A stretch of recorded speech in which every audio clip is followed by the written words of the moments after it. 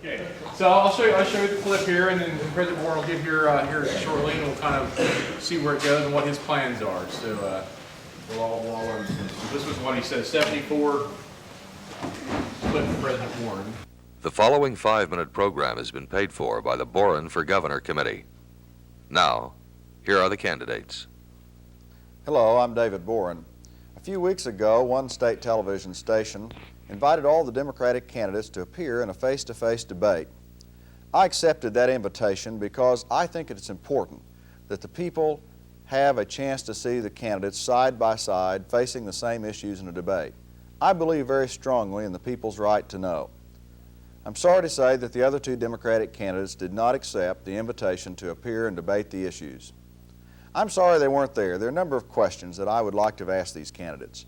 For example, if Governor Hall had been there, I would like to have said, Mr. Hall, I'd like to know why you signed bills into law which spent almost $2 million on a new airplane and on tunnels to get the state employees across the street at a time when we were shorting our medical center $1.5 million, at a time when we would not spend the $1 million I proposed to establish residencies for more family practice doctors to help the rural areas of the state.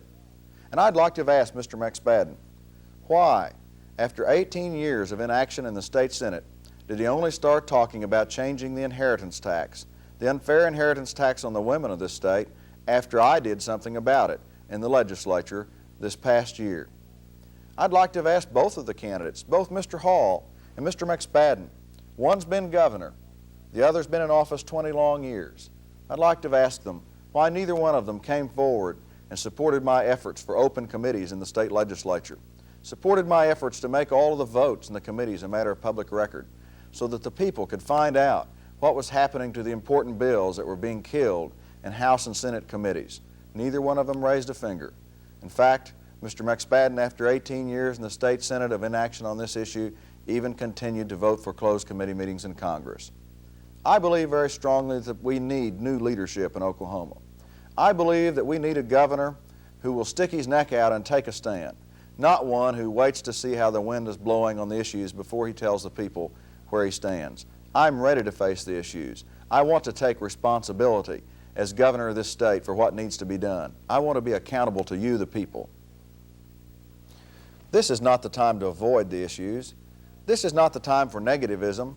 This is the time to talk about positive leadership. This is the time not to run down our country or to run down our state.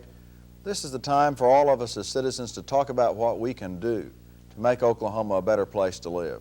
This is the time for all of us to rally and realize our responsibilities as citizens. There are things that I want to do for Oklahoma.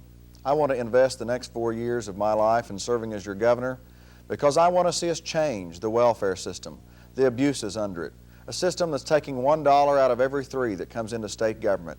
And yet our old people and the disabled in this state are not getting enough to live on in these inflationary times. They're not getting enough to buy the food and the medicine and the clothing that they need. This is a disgrace. It needs to be changed. And at the same time that we're depriving our old people of what they really need, we have young, able-bodied people who ought to be working for any check that they draw. We're wasting them too. We should have them in training and work programs. We're wasting valuable human resources in this state. It's time for positive action. Let's think about the good things that we can do. Let's think about the positive things that we can do. I need your help to be elected. With your help, I can and I will win. It's time for a change. If you're tired of the old guard politics, it's time to help David Boren clean up Oklahoma. Hall has had his chance as governor. McSpadden has had 20 long years to do something. You can help David Boren sweep out the old guard. Vote for David Boren, Democratic candidate for governor. This program has been paid for by the Boren for Governor Committee. It's interesting. Well, it's the first time I've seen that. So, for you guys that have sat through the lecture so far, what has changed? What President Boren talked about? How many of these points have we talked about in the lecture so far?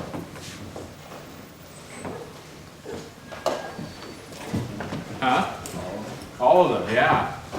This is pretty much a point by point what he's talked about. What are some examples he's given in class? And we talked about kind of in length about some of these issues. WPA, what about the WPA?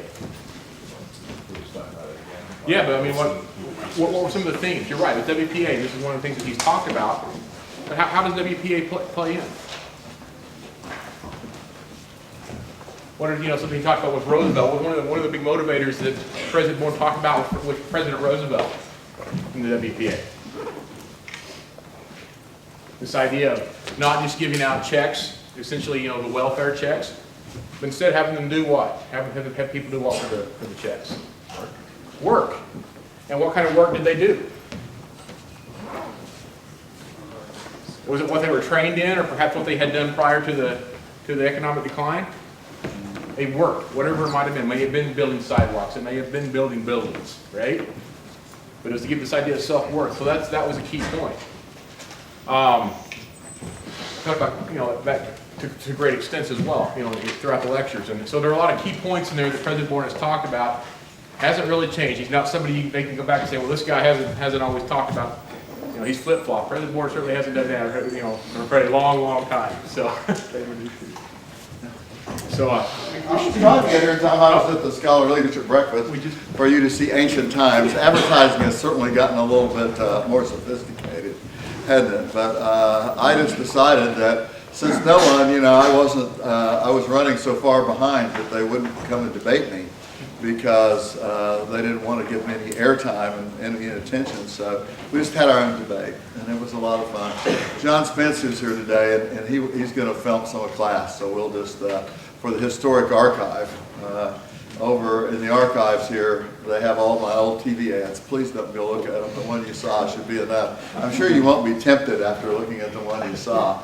But it was kind of fun, to write the questions. And I used to write all my own scripts. I remember the last year I ran for re-election in the Senate, I interviewed some, quote, political consultants.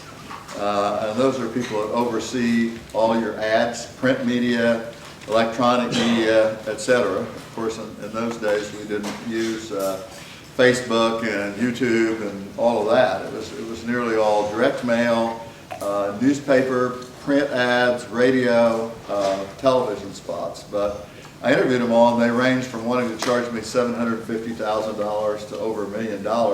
That's before you bought in the time. Now it would be probably running for the Senate. I'm sure it's probably $1.5 million now in a state the size of. That's just for your political consultant, and they help you by not only buying the time and understanding where you'd have the most market impact, but mainly they spend a lot of time telling you what your message ought to be and how you ought to frame it and what your scripts ought to read like. And as Johnny knows, I didn't ever believe in that. I thought, well, if I have to hire someone to tell me what I ought to be saying when I'm running for office or what I believe in or whatever, I'm in the wrong line of work. I need to let someone that knows why they want to be senator or governor to run. So I always wrote on my own. And that was nice because I saved them, like the last time I ran, I saved over about $1 million by doing it myself and writing my own scripts. So I'm embarrassed to tell you, I had a lot of testimonials from people. Here's why I'm voting for David Boren. I wrote their scripts too, just to make sure they didn't say anything, the wrong things. But and then we'd find some nice music. I used to steal nice music, usually guitar music or something, as background sounds from other spots by other candidates I liked. I'd go through the archives and then I'd write the scripts. And then Johnny would produce them and film them and so on. John Spence, why don't you stand up? Well, you can't see if I stand up. Well, I know, but there he is right here. But so you all can get to say hello to him on your way out today.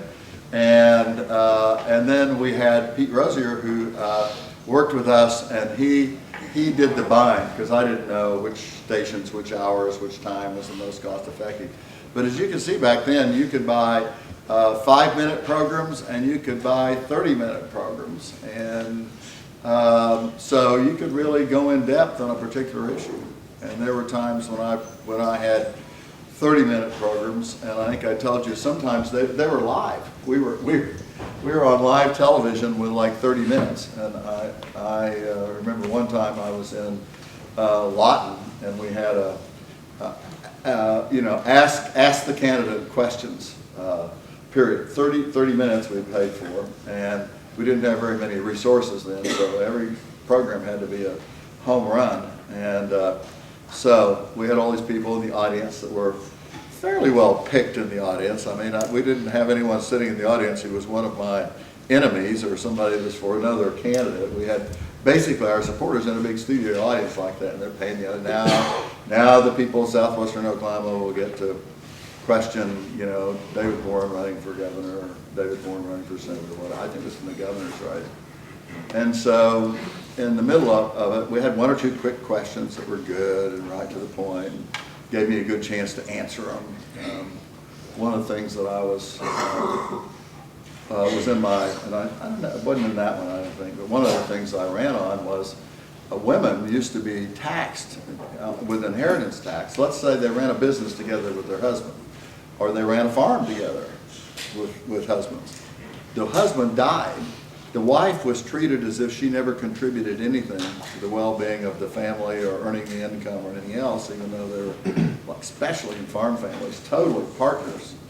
And so I changed the law to say that the partnership, the role women play, should be recognized. So no more inheritance taxes on widows. If the husband died, vice versa, but it was usually the husband who died first. The widow would owe no inheritance tax, because the idea was, after all, she helped earn it, she helped put it together, she contributed to the family stability, all the things. So it was called the unfair widow's tax, that's what I called it. And it was a very popular idea. And by the way, it was the first bill that I got passed in the state legislature when I was governor. It was right at the top of my platform, along with open government and the open meetings law, which sometimes OU Daily raises questions about whether we follow it or not. Well, I wrote it. You know, one of the things, you write a law, you should put yourself in the position of living under the law to make sure it's a good law. I think it's a good law. It used to be you didn't have to list your campaign contributors or how much they gave. So none of us would ever have any idea of knowing where's the money coming from. So we might have an idea of who might be influencing the governor or senators. We changed those things. But this, I think it was the widow's tax, came up with this real elderly man. He was 91 years old. He was obviously the oldest man there. He was a farmer. He was in his bib overalls. He looked like central casting from a movie. And so with only 8 minutes gone in our 30-minute program, and this was live, he got up, and he was from Fletcher, Oklahoma. How many of you know where Fletcher is? Nobody? Yeah? Anybody else? Well, it's down in southwestern Oklahoma, and not real far from Lawton. And he got up and he started talking. And he rambled around, and he told about knowing my grandfather when the family first came in a covered wagon to be there, and then how then one of my uncles became his minister, and another one of my uncles was the school superintendent, and knowing my father, and all of this, and we had 30 minutes. 22 minutes, 21, 20, 19, I just watched the clock tick down while he made a speech.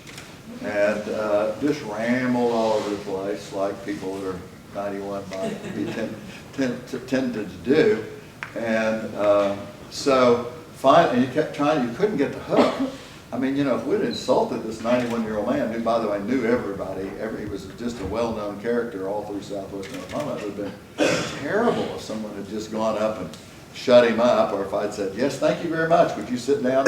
No, you couldn't do that. So the program was coming to an end. Finally, we had to say, I can't remember his name, Mr. Rainwater or something like that. I said, Mr. Rainwater, it's been wonderful to have you on, and all of us admire you so, but they just shown me the signal that we have only 45 seconds left on the program, so we're all going to have to stop now, and I just simply have this opportunity to thank you all for being here and asking me questions. And, you know, I gave like a 30-second soundbite about why I hope they'd elect me governor, and it was over. Well, I thought it was a disaster, just disaster. Everybody went, oh, and, you know, we went away thinking it was just terrible. Well, the polling data indicated that in the next 3 days in southwestern Oklahoma, I went up by 25 points. And the program was a disaster. And so everywhere I went, you know, I'd be going up down the street handing out my leaflet, and these people would say, I didn't know who you were until I heard Chester Rainwater talking about you on that program that was on the other night. He's such a wonderful man, I'm going to vote for you. So it turned out to be a huge success. But you know, in this day of absolutely canned advertising and everything being so programmed, and I remember, and this is not a political statement, we had Mitt Romney up at the Health Sciences Center 3 years ago to speak, I think. And I was just, every word was programmed. Even if I drove him to the airport and there's the two of us in the car, it was like, you knew exactly what it was. He made a speech to me in the car. I mean, everything was totally programmed. Nothing was left to sort of happen just sort of on its own in real time. But that was definitely not the way it was then. So we had a lot of fun things that happened, unexpected things that happened. And the great thing was, can you imagine now you can't even buy minute spots very often, or most of our, a lot of them were 2-minute spots, and 5 minutes, and you certainly can't buy a 30-minute program anymore. And the thought is nobody would watch a 30-minute political program where you really get down into the issues and you discuss things in detail, which is kind of sad. And it's the same thing with the news bites on the evening news and presidential campaigns. If you go back 30 years ago, and we're going back near the time that this was, that program that you saw this morning with me in it, looking a little different. You know, the average at that time for national news covering, say, a speech by a presidential candidate, they would cover, I think it was 1:45 seconds of somebody's speech. They'd say, you know, Jimmy Carter was speaking at such and such a place, or whoever it was that was running, Gerald Ford, or, you know, whomever. It would be a long snap. Now it's down to 9 seconds is the average that you get on the evening news of what a presidential candidate said. So it's becoming harder and harder for us to be. Infomercials are rare in politics anymore. So anyway, well, and so we're going to, do I have to put on a mic or anything for you? Okay. You're going to be on, you'll be in the archives now. So over in the, is it called Canada Archive? I think the political science. We have the largest, at OU, we have the largest archive of political advertising in the entire United States. In fact, perhaps in the world, because we have also not only just candidates in the United States, we have candidates in British elections, we have candidates in Canadian elections, Mexican elections, and so on, but mainly American elections. And so when the networks or other people, or CNN, Fox, whoever it is, when they're trying to get film clips, historic film clips, showing, you know, whoever it was, Richard Nixon, whatever, John Kennedy, they come here, and this is where they find the actual clips, because this is the largest archive. So I've thought of, you know, burning it down, at least a portion of it. That has me in there sometimes, but some of my less sophisticated approaches, but afraid it's all still there. Just remember, whatever you do now, even more, you can't ever get rid of it if you put it out there. But no, it was fun. We had a good time, and I hope more candidates will start writing their own things, because after all, you shouldn't have to have someone to tell you what you believe in. That ought to be a matter that's very clear, or you shouldn't be running. Well, we talked about the difference between the House and the Senate. We started talking about several things. Zach Burgess, what's the difference between the House and the Senate? What are some of the differences we talked about?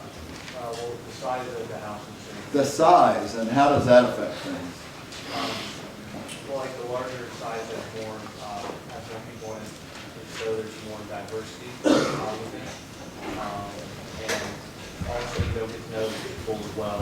No, because if it's large, you know, here you are with 435 people, right? You don't get to know each other very much. And interpersonal relationships make a huge difference, right? Yeah. You know, you know people as friends. You'll be, you know, you may not agree politically, but if they're friends, you're going to try to meet them halfway. You're going to try to not do them any harm. And I used to see members of the Senate a lot. I remember one time when Max Baucus, who's now a senator, was the first he was first a senator, his first year, and they have a lot of horses in Montana, and there was a bill up that had to do with taxing horses, and he clearly misunderstood it.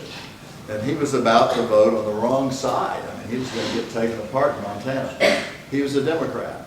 There was a Republican senator from Kentucky named John Sherman Cooper, and I remember him which has a lot of horses, obviously, and he walked over to Max and he said, Max, don't vote that way. Let me tell you, here's the facts, and you're going to hurt yourself because the horse people want you to vote no, and you're about to vote yes. So he changed his vote. There was one member of another party trying to help somebody else, and that was in the Senate, where people, you know, if you're on a committee, even in the House, even a subcommittee has 25 members. In the Senate, it's not at all usual to have 5 members. Are you going to shout at each other across the table if there are only 5 of you? And you're sitting there trying to get something done? No, you get to know each other and you work together. But in the House, it's just enormous. And what they do generally is if they see somebody getting ready to vote wrong, because after all, they haven't formed a friendship with them, don't know them if they're in the other party. Most of them can't even name, say, a third of the other members of Congress that are not in their own party. I've tried that out on my son, and he knows a whole lot more because he votes almost as many times on one side of the party divide as the other, and they just don't know each other. And so what they do now, they call up, let's say if it's a Republican that a Democrat sees as voting wrong, they call up the Democrat, instead of going over to him and saying, hey, you're going to hurt yourself because of your friend, I don't want to see you do it, they call up the Republican National Committee or the Democratic National Committee, as the case may be, and say, hey, Senator so-and-so or Representative so-and-so just cut their throat. They voted for this thing that is just really unpopular in their home state, in their district.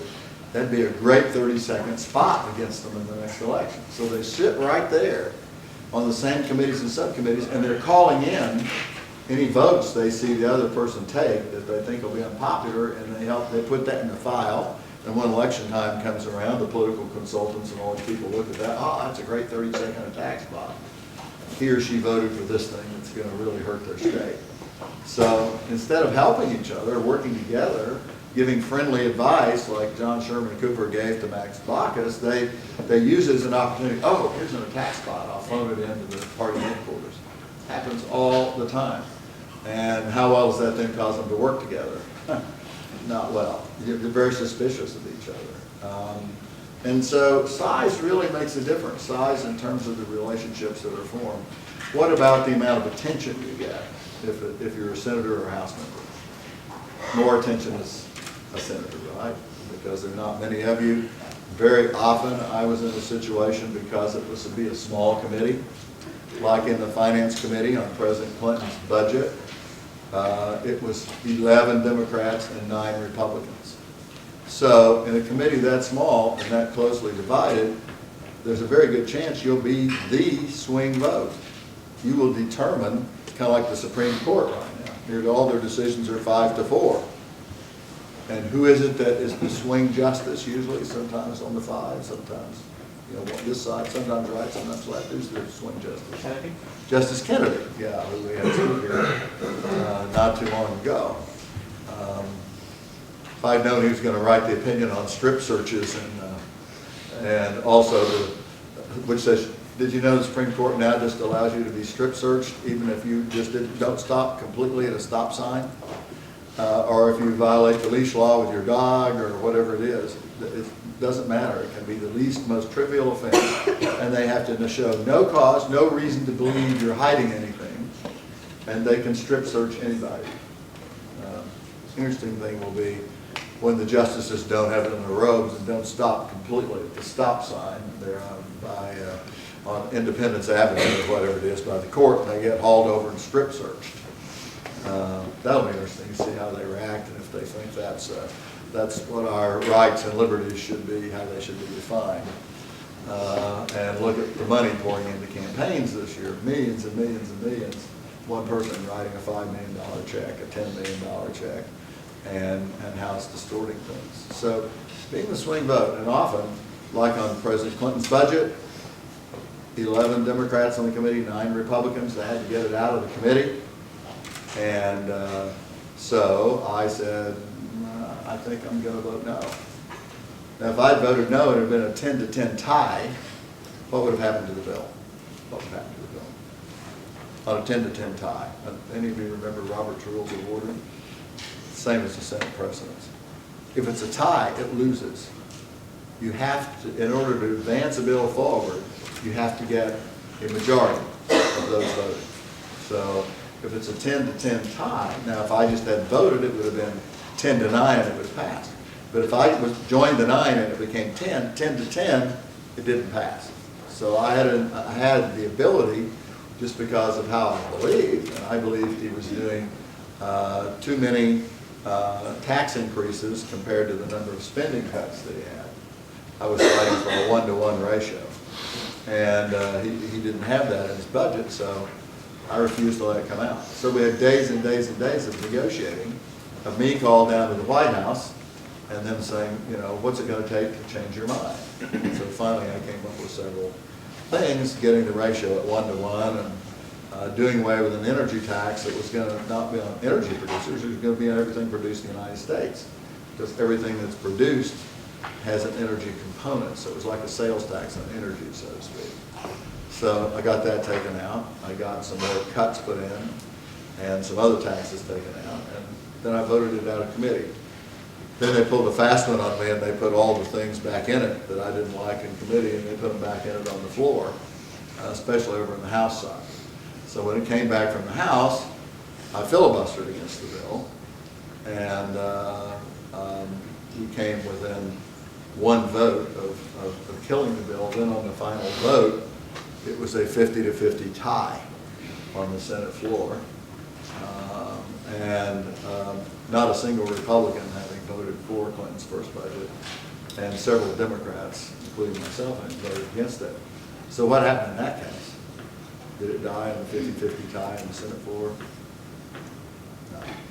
Why not? Vice President Gore, the Vice President, only has a vote in case of a tie in the Senate, so it was 50-50, so the Vice President broke the tie, and the budget became law. And then the Democrats lost the next election for Congress. They lost control of Congress overwhelmingly, and Newt Gingrich became the Speaker. And Clinton afterwards said it all happened because I didn't present a bipartisan budget. I presented a very partisan budget that passed without a single Republican vote. And when you do that, you're not able usually to sustain what it is you pass very long. So sure enough, some of these things were overturned in the next Congress. But you became, I was on every news show. I couldn't be on all of these shows. I mean, I was doing like 10 a day, and because I was the swing vote.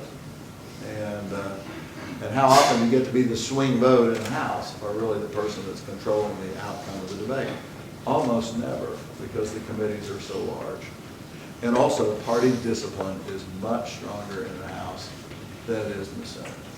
And then the style of debate is totally different. You know, if I'm gonna debate, and I'm standing up here in front of you, do you all need seats, by the way? Are there any seats? Are you sure? Okay, all right. Well,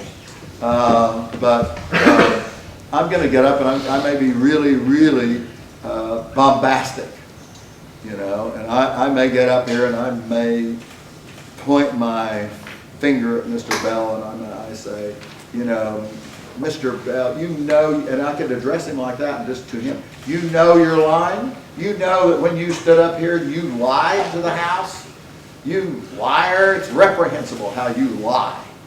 Now, if you said that, and I'm a long way away from it, by the way, or I wouldn't be saying this, but if you know, in the House, it gets very personal if you've watched the House of Representatives on television. Now, if that were in the Senate, and first of all, if I just pointed my finger at it, let alone called his name, you know, Representative Bell, if I'd said, you know, the gavel would have pounded down, they would have brought the sergeant at arms in, and they would have escorted me away. The presiding officer, the Speaker of the House, or whoever was presiding, would say, you know, the representative, Mr. Boren, is out of order. Not in the House. You can do that. You can point your finger. You can yell, shout. You can stomp around, and so on. Now, if you're in the Senate, you know, I'm standing right by you. Here's your desk, and my desk is right here. And I don't go down to the front to speak. I speak only from beside my desk. Or if I were back here, I would just be standing by you. You know, you'd be a senator, I'd be a senator. We'd be our desks not quite as close together as you all have your desk, but almost. So, you know, first of all, I wouldn't be yelling and screaming, more or less, talking at the top of my lungs. Let's say you and I are debating each other, and you've just debated, and by the way, in the Senate, you never call the other person by name. You refer to my distinguished colleague from the state of Oregon. Are you from Oklahoma? Where are you from? You're from Oklahoma. Okay. I would say my distinguished colleague from Oklahoma has just told us some things that we really need to think about and examine as to their accuracy. And then, and instead of saying, you are a liar, you know, wow, you should come here and lie to us like that. First of all, I wouldn't point my finger at you.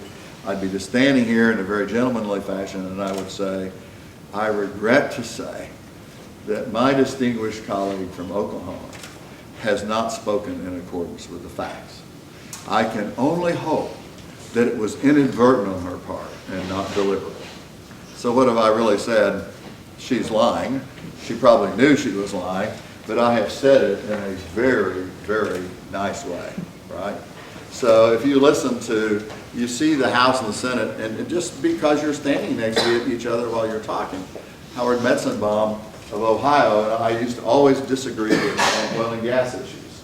I always wondered why he just hated oil and gas producers. And I found out later it's because when he was 23, he worked for an oil and gas company, which I won't name, but it was founded in Oklahoma.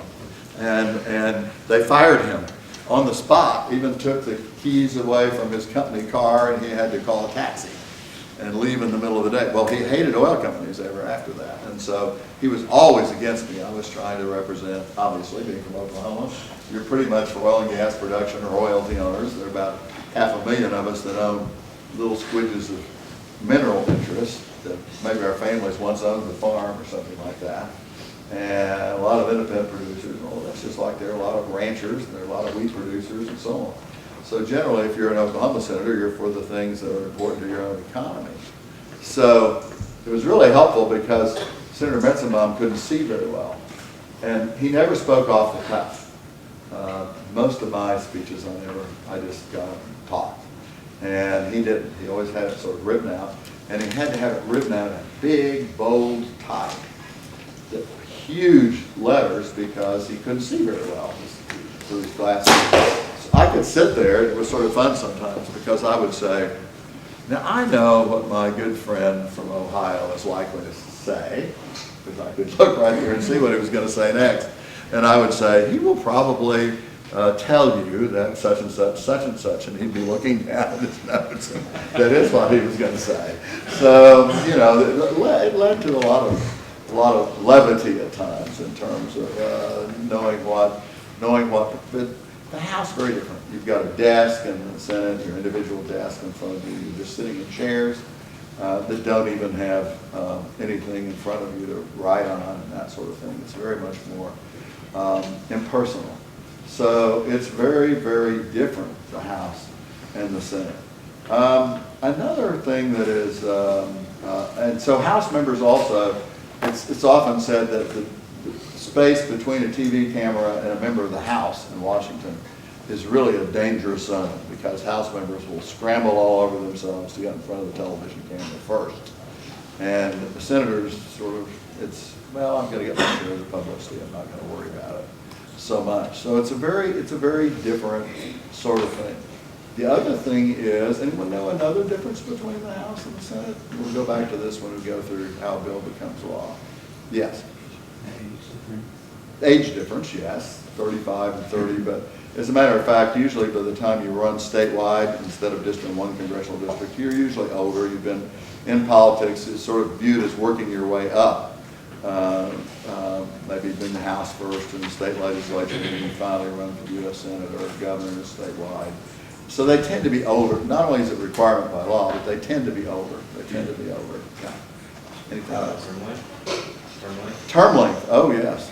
2 years in the House, 6 years in the Senate. I mean, you just start running for re-election the day that you get elected in the House. 2 years is not a long time to raise the amount of money you need to raise. Any more in a House race, even in Oklahoma, you probably need to raise $1.5 million to $2 million. In the Senate, you need to raise $6 to $8 million.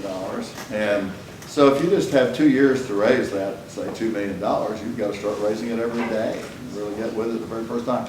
The sad thing is, we've talked about the influence of money in politics, but many, many newly elected House members have their first fundraiser in Washington, particularly raising money from people who didn't support them, who now want to get on the good side because they won. You know, they were probably supporting the person that was in office, and if you pulled an upset and knocked them off, they probably didn't give you any money, so they're anxious to have a fundraiser for you and get on your good side and hope you'll forget that they worked for you when you were running. So the sad thing is that before, many members, before they cast their first vote ever after being elected, have several fundraisers. Now that really is a commentary on our political system and what the influence of money has done to really corrupt the system. Is it because you're a bad person that you want to do this? Or that you want to have a fundraiser first? No, it's not because you're a bad person. It's just the reality, isn't it? You know that you're going to have to raise a whole lot of money if you're going to have a chance to win. So it's something that you're in a full-time campaign.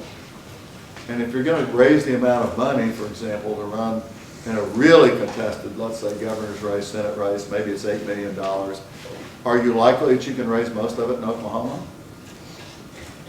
I would say that people running for the Senate, for example, spend probably half their time at fundraisers outside the state. They're in Miami, they're in New York several times, they're in Chicago, they're in Los Angeles, they're in San Francisco, various Dallas. There's probably almost as much Texas money given to Oklahoma candidates as there is Oklahoma money given to Oklahoma candidates. So you started, what about grassroots democracy, you wonder? Because they're campaigning all the time. What else? Length of the term. What's another difference between the House and Senate? Yeah. The House is more locally oriented. More locally oriented, yeah, I would say so. Because you're probably not known as a nationwide spokesperson on something. Maybe you get to know as a national spokesperson on campaign reform, or on tax policy, or Mr. or Ms. National Defense, or whatever. But generally, the House members is known for how well they do in their districts, how well they take care of their districts. Yes. Why do they need fundraisers in a different state than one they're trying? Well, because you can't raise enough money in Oklahoma. Like, why would someone donate money? Like, what interest do they have in? Oh, if you're a hedge fund operator, and right now hedge fund money, if you make profits on hedge funds, you have a much lower tax rate under the tax laws than you do, let's just say, you working, or you making a profit in manufacturing, or you making a profit in farming, or whatever it is. There are so many tax breaks for hedge funds that are specific to hedge funds, and some other Wall Street derivatives, and some other Wall Street tools for making money, for example, in the financial industry.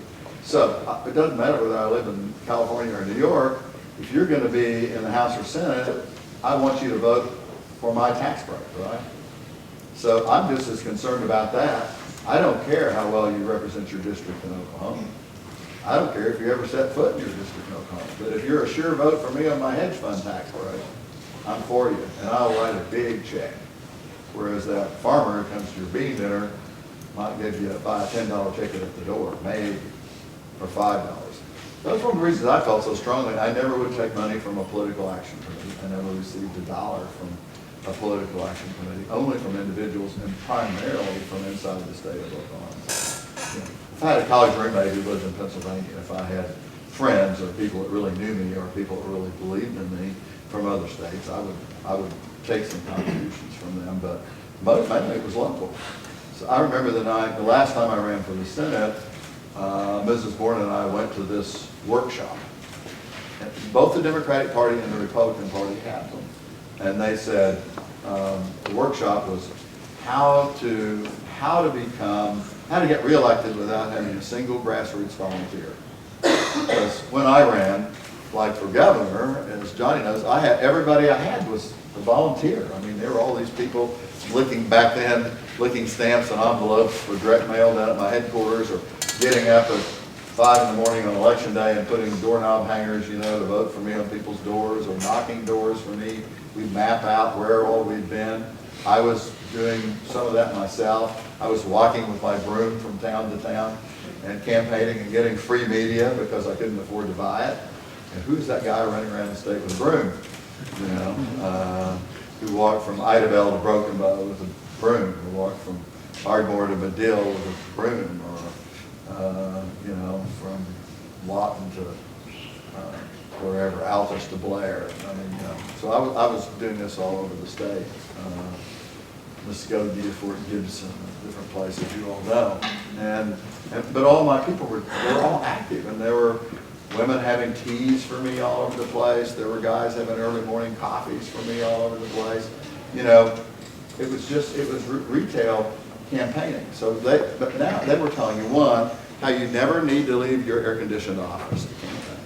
They told the story of this one senator who was sort of elderly. He wouldn't have had enough energy to have gotten out campaigning. He had not one volunteer. Every single person who worked on his campaign were paid. Every single one of them that was a job. They were paid to work for him. They had, you can buy software, and you can buy people that set up phone banks. Everything's so sophisticated now, they can call everybody. They know if you're a college student. They know if you're getting financial aid, let's say. So they might make calls to you, automated calls. We've all gotten these robocalls that just talk to you and said, we just wanted to let you know that David Boren, as your senator, is very concerned about your federal financial aid, your Pell Grants, and all these things for you to go to college. And he has fought for this, and he voted for it on this date and that date. And if you want to keep him there working to keep your scholarships intact, vote for Boren. They would have it down because they know that was your interest. Maybe your interest is something else. Maybe you're pro-life, or maybe you're pro-choice, or maybe you're whatever it is. They have enough data on you that now they do that.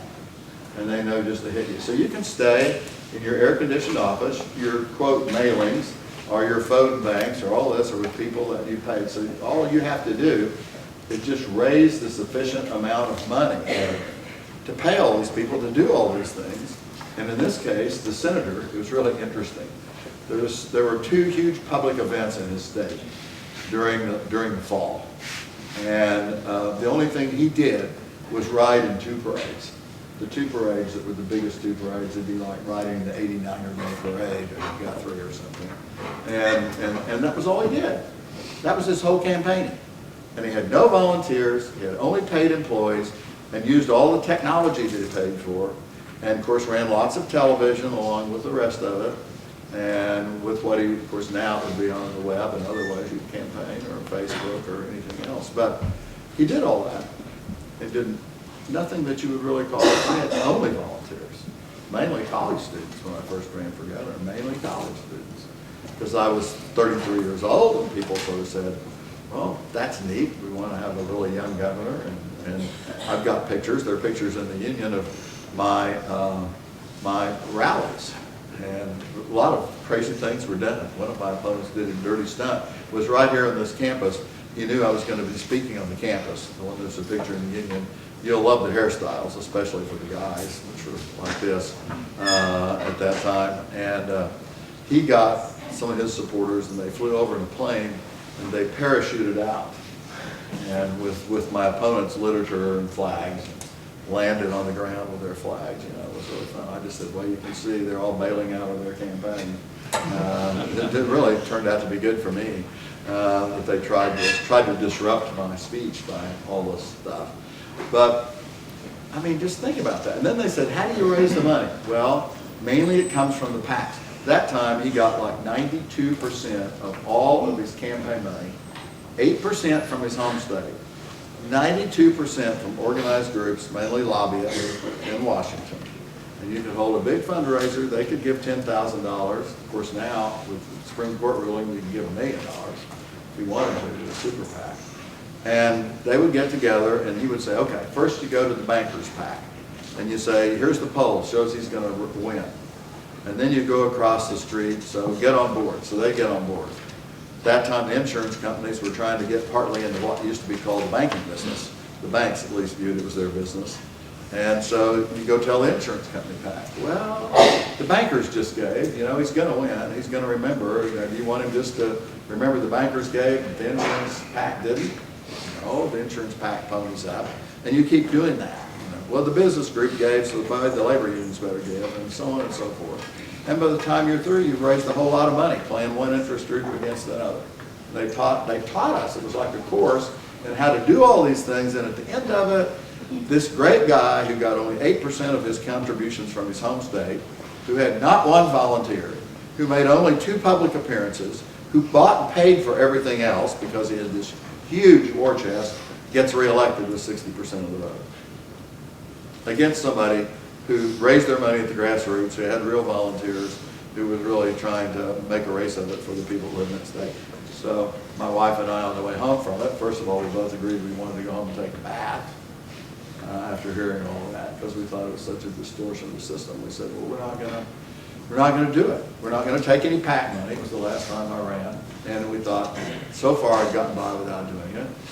And there was just me and one other senator at that time who were not taking any. And so we said, we'll have to do a whole lot of events in Oklahoma. Because you could raise $400,000 or $500,000 in one night easily, without even much work in Washington. But think of how long it'd take you to raise $400,000 or $500,000 in Oklahoma at bean dinners and Fort Gibson and Oologah and Blair and Laverne or places like that. So it would take a lot of nights that you'd be on the road. So I said, are you willing to do it with me? And we'll do it that way, because that's what it ought to be. So we did. And fortunately, I didn't have a real strong opponent. So I got 83% of the vote. Got 81% of the Republican votes and 83% of the Democratic votes. So, but that won't ever happen again. It wouldn't happen for me, because we're so polarized today that people, if they just see a D or an R after a name, they don't look at the individual situation or what the individual has done. So a lot of things have changed. Another big difference between the House and the Senate, time limits. Anyone know what I mean by that? Time limits between the House and the Senate. It's a huge difference in terms of how the two operate. Anyone know that? How long you can speak on a subject? How long you can speak on a subject? How long can you speak in the House of Representatives? It's like under an hour. Right? Under an hour, maybe. Well, it depends on the bill. Because in the House of Representatives, they have what's called the Rules Committee. We'll get back to that. And the Rules Committee, which in essence, the Speaker appoints the majority, whoever's the Speaker of the members of the Rules Committee. For every bill that comes up, they give it a place on the schedule. And so they may say this bill can be debated, the whole bill, not more than an hour. Maybe it's 2 hours, maybe it's 4 hours, maybe it's 2 days. But usually they'll say this bill can only be debated for, like, say, 4 hours maximum. It could be a lot shorter than that. It could be 1 hour. And those that are for it, they'll name one person, will be the floor manager, usually the author, the one in favor of the bill. You're given 30 minutes. The one opposed to the bill, people opposed, they'll name a leader for the opposition, gets 30 minutes. So at the end of that time, what happens at the end of that hour, in one example? You vote up or down on the bill or up and down on the amendment, right? So in the House, it just happens automatically. Everything, by the way, is done by majority vote in the House. So right now, the Republicans have total control, really, of the House. Mr. Boehner has very strong control as the Speaker, controls the Rules Committee.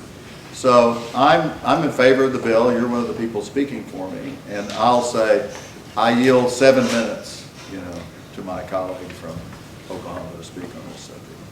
So at the end of your 7 or 8 minutes, what do you have to do? Sit down. Yeah, sit down. Now, in the Senate, is there any limit on how long I can talk? Is there any Rules Committee which sets the schedule for bills? However long you can stand up.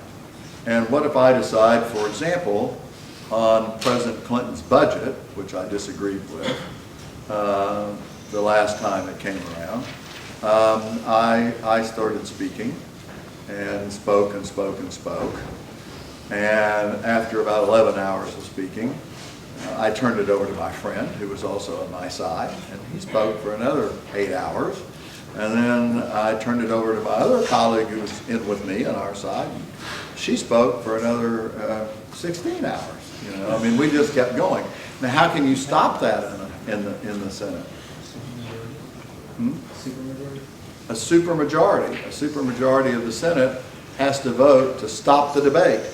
You have to file a motion, you have to wait a certain number of days, which I'll go back over, and then you can stop the debate. So, what is that supermajority, by the way?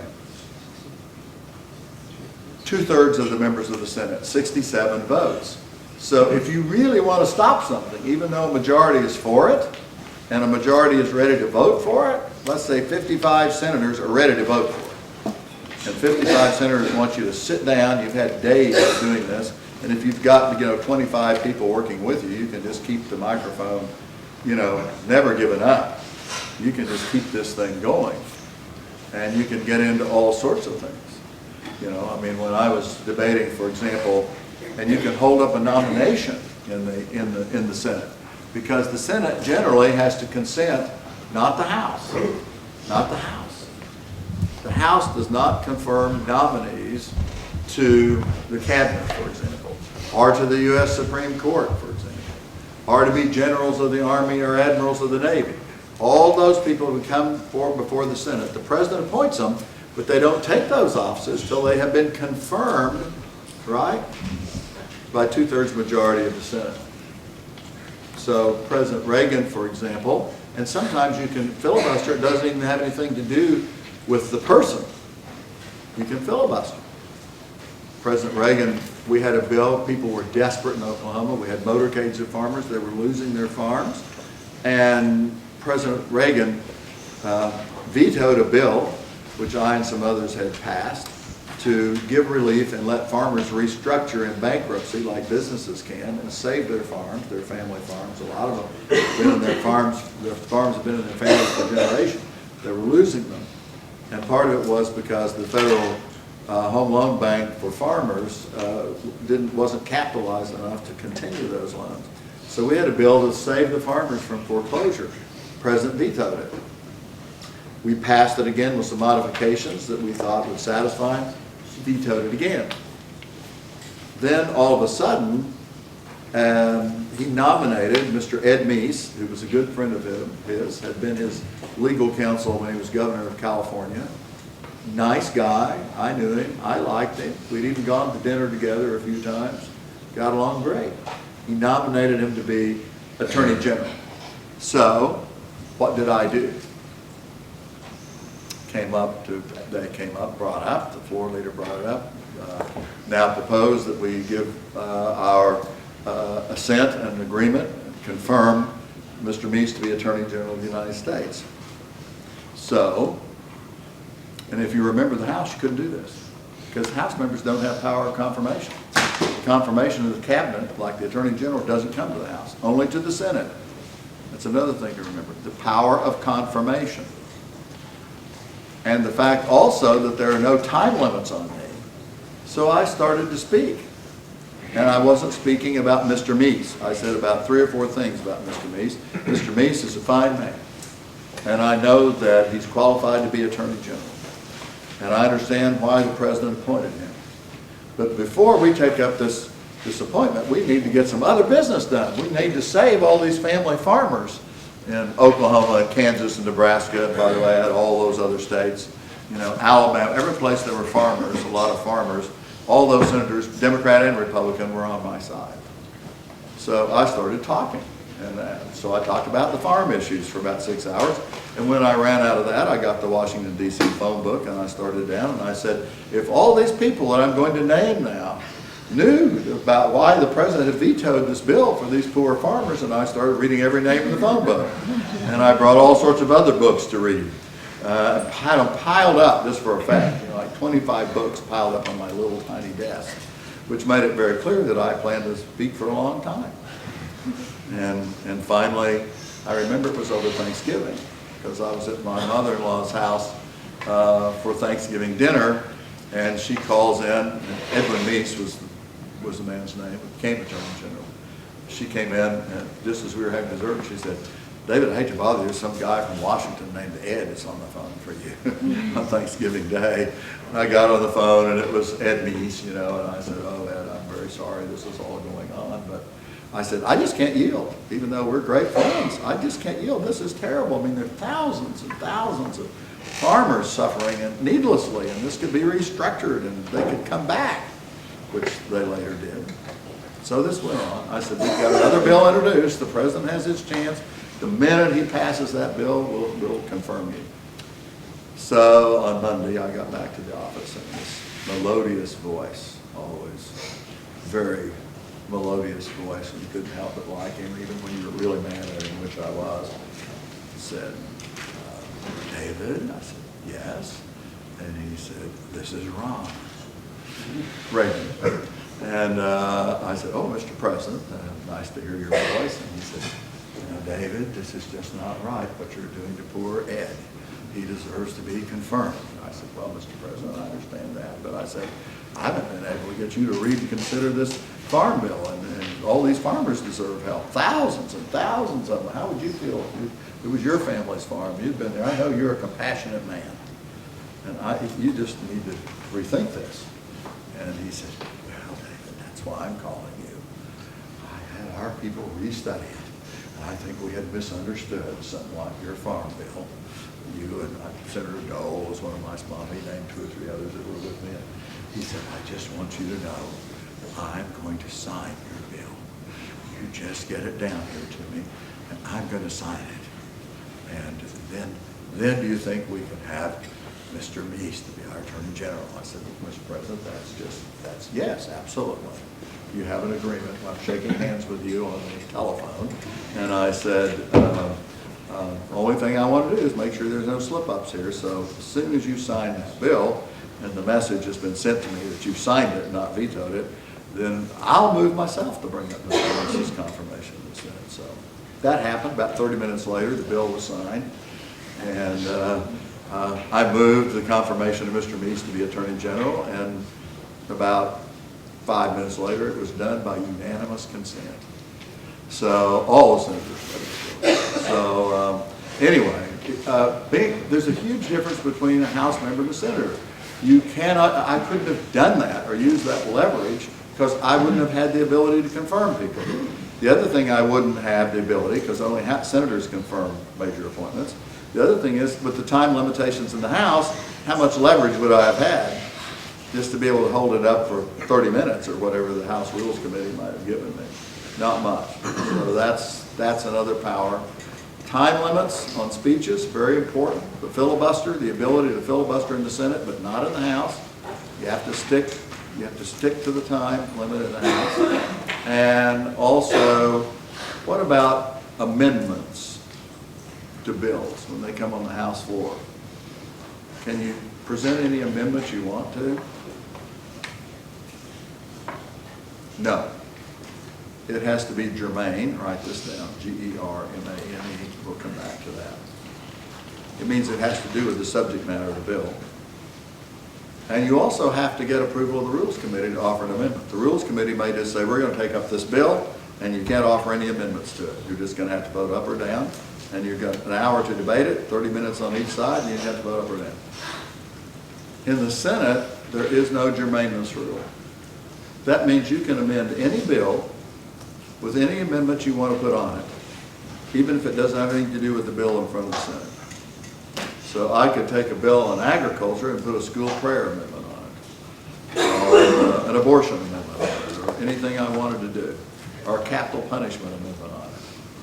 So if I'm trying to slow down a bill, I can really throw a bombshell out there, can't I? I can think of the most controversial thing I can think about, and I can offer it as an amendment to a bill, and I can bring the bill to a screeching halt, because now we're going to debate the amendment.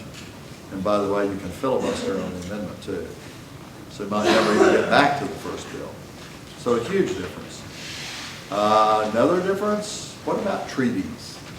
Like one of the most famous treaties in recent times was the Panama Canal Treaty, in which the United States agreed to give the Panama Canal Zone and the canal back to Panama.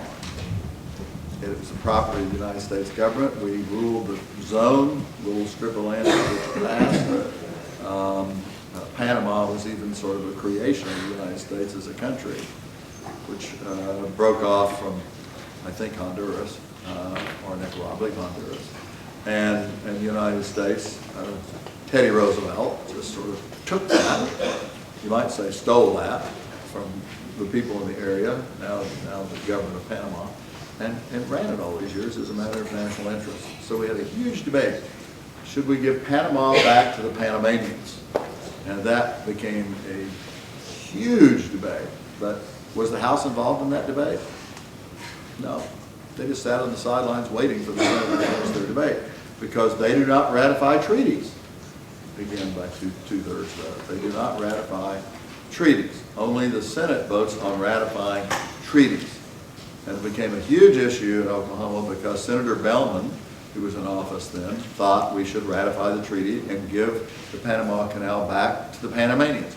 He thought it was safer because they had all these terrorist groups, nationalistic groups, that had grown up in Panama that said, well, the United States stole it from us, we want it back, and if they don't give it back, we're going to destroy it as terrorists. We're going to blow up parts of it, we're going to do all sorts of things. And so Bellman said, well, if we want it to be safe and keep the shipping lines open for the United States or for our Navy to go back and forth through it, we better reach an agreement with the Panamanians and either sort of phase in giving them back sole control. So that passed by a 1 or 2 vote margin in the Senate.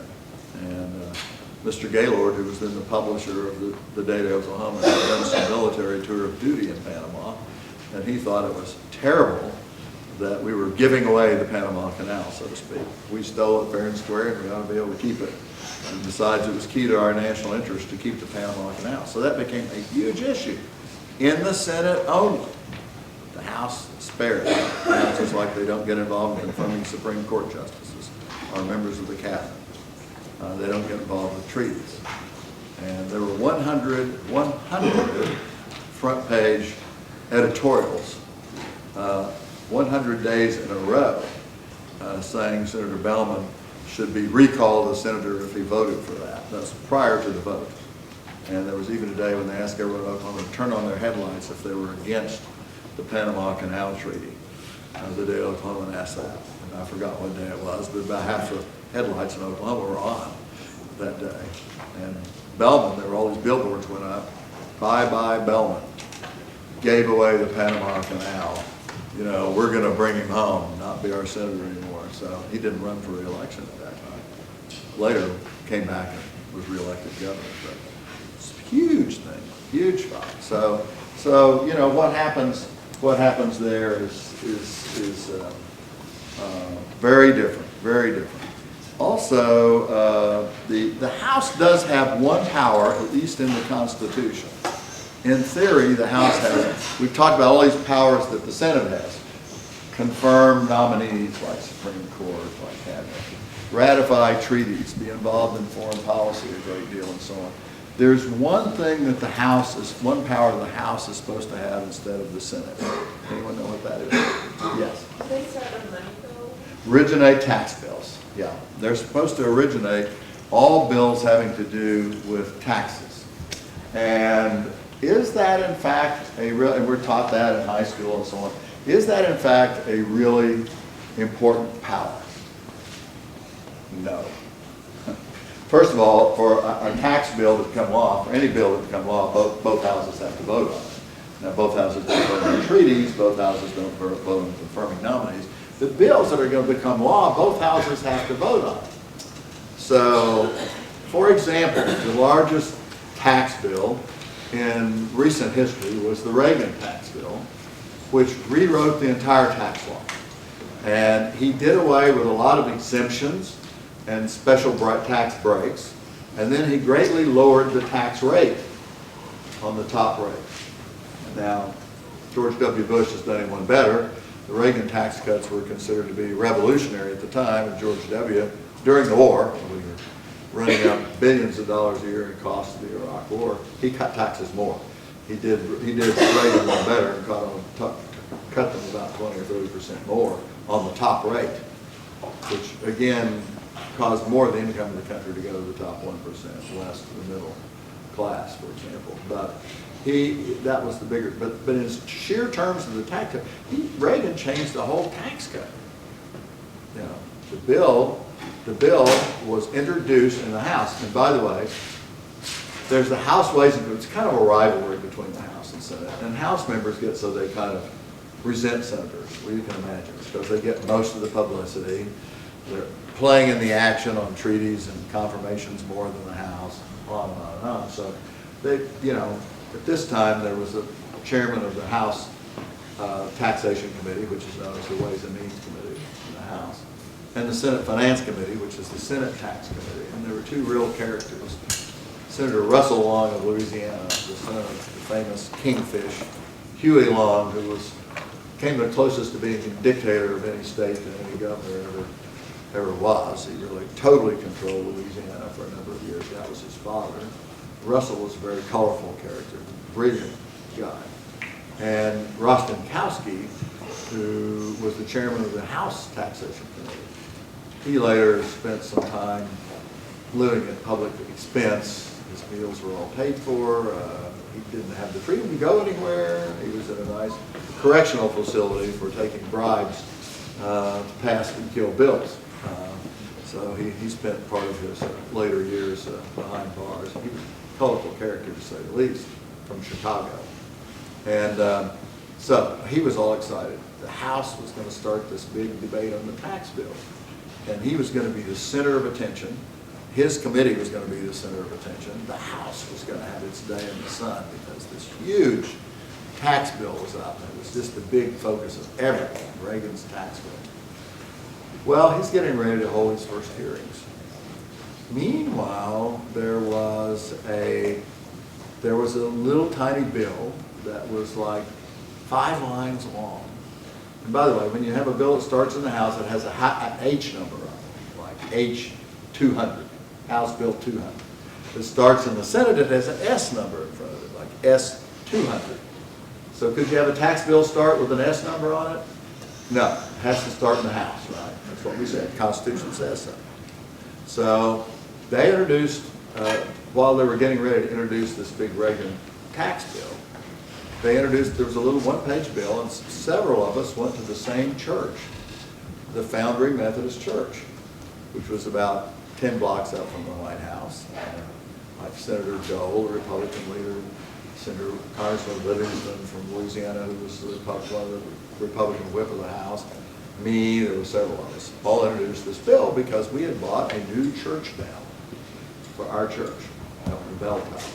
The old bell had gotten cracks in it, couldn't ring very well. So we bought it, we had it cast in Holland. Well, say we paid $10,000 for the bell or $20,000 for the bell. It was a massive bell. But the tax on it, there was a tariff on bells made outside the United States. Well, the tax was like $200,000 on this poor little $20,000 bell. And of course, it was going to cost the church all this money. So those of us in Congress that were members of the church got together and we decided we'd get a bill passed that exempted that church bill from taxes, from tariffs, duties on it. So we introduced a simple little bell that on any church, if a bell was intended for use by any public institution, I don't think we could even say church, public institution, located within 10 miles of the U.S. Capitol building, that it would be exempt, because couldn't just say the Foundry United Methodist Church bell won't be taxed. You had to make it generic.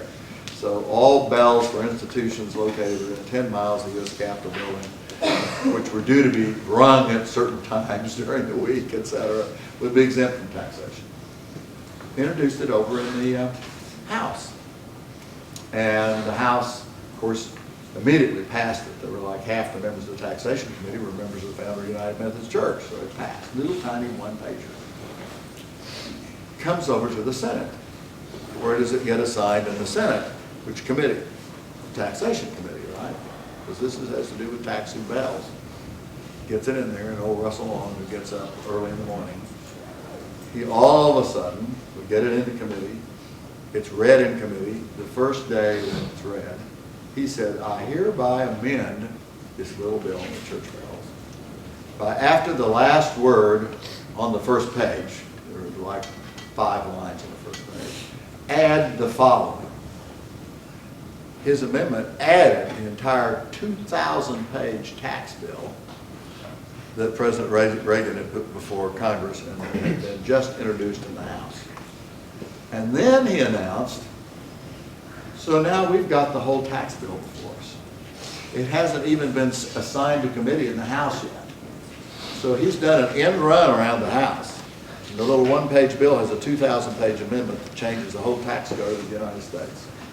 And then he announced, because he had already been working up, we will begin our public hearings on this bill tomorrow morning, and we have 2 panels already scheduled. I urge all members to be in attendance.